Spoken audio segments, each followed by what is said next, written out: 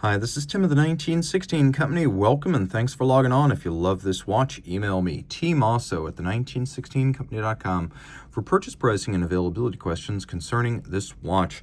And you will wish to concern yourself with this watch because if you love gold, diamonds, and Patek Philippe, your ship has come in. This is the Patek Philippe Gondolo 7099G-001.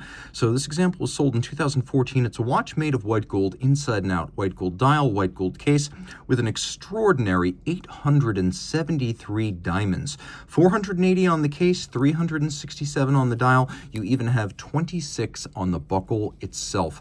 The watch is irregularly shaped as it is a Gondolo tonneau, so it is 29.6 across, not including the crown, 9.1 millimeters thick, and then 46.5 from lug tip to lug tip with a 15 millimeter spacing between the lugs.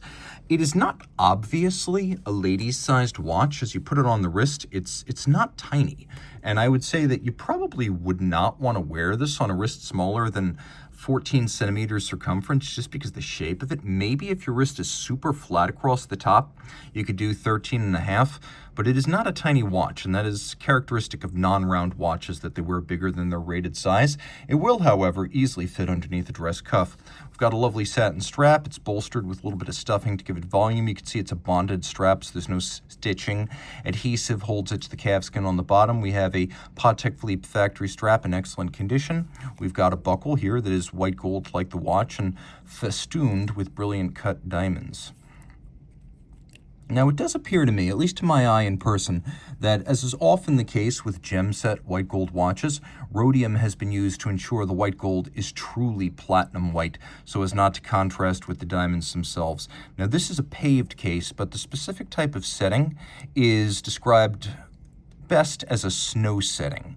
So the placement is somewhat random and the size of the diamonds from spot to spot varies. So they're not uniformly set in a pattern, nor are they of uniform size. They are of equal color and clarity. Moving around, you can see that this is an extraordinary monoblock case. There's no separate bezel and case. Everything loads through the back on the case back. Everything goes in through the reverse side. The dial, the hands, the movement.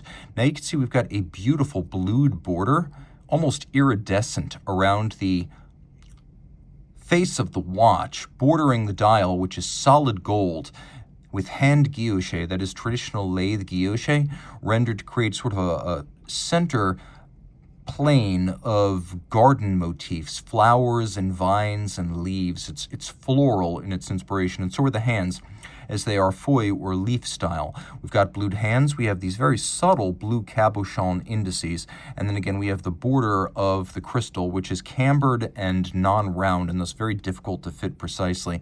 So this is a marvel of hand craftsmanship. Getting closer, you could see the degree of guilloche rendered on this dial, as well as the comparably random snow settings of gems on this solid gold dial. So the dial base itself is gold, and you can see how the girdles for the individual gems have been wrought around their edges, just like a ring, to hold them individually in place. There's a flower, there's a vine, there are leaves. You see what I'm saying there? It is a work of art with no two exactly alike. Around back, we've got a lovely shaped movement for this rectangular watch. This is the 2521 REC, and you can see that the movement is nicely decorated, a traditional center wheel architecture. So we've got crown wheel, ratchet wheel over the barrel, center, third, fourth, fifth, and then we have the balance itself. I guess you could say we have the center, third, fourth, escape, and then the balance itself with the anchor. Manual wind, 4 hertz beat rate, 44-hour power reserve, 18 joules, free sprung for durability and precision of adjustment thanks to the Jaramac style balance and fixed stud holder. And if you look carefully on that stud holder, you can see the metallic blue of the Spiromax anti-magnetic silicone hairspring. Finishes to a high degree. You can see the beveling quite clearly. You could see the stripes across the bridges. You could see solarization on the crown and ratchet wheel. And if you can get close, you can even see that there's a little bit of beveling of the teeth of the crown and ratchet wheels. We've also got beveling in the sinks for the screws, the locating posts, as well as the jewels.